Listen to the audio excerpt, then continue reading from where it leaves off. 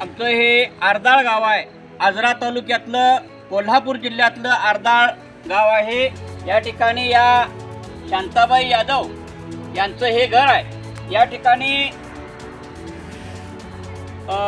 त्यांची शेळी जी आहे त्या शेळीला 3 पिल्लं झालेली होती.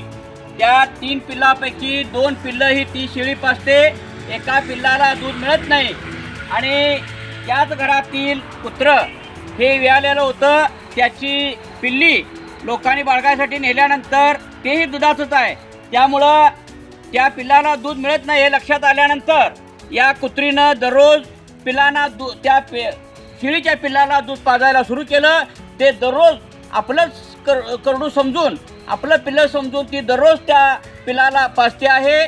खरं तर माणसापेक्षा जनावर हे शहाणं असतं हे यातून शिकण्यासारखं आहे. माणसाला सुद्धा याचा धडा घेण्यासारखा आहे. माणसं सुद्धा माणसाबरोबर व्यवस्थित वागत नाहीत. परंतु या इतर वेळी आपण पाहतो की शेळी म्हटलं किंवा करडू म्हटलं की त्याच्यावर हल्ला करणारी जात.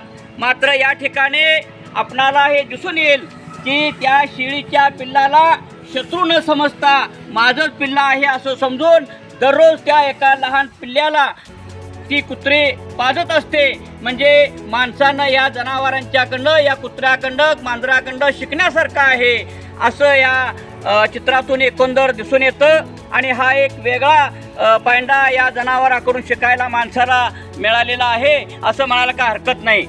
धन्यवाद.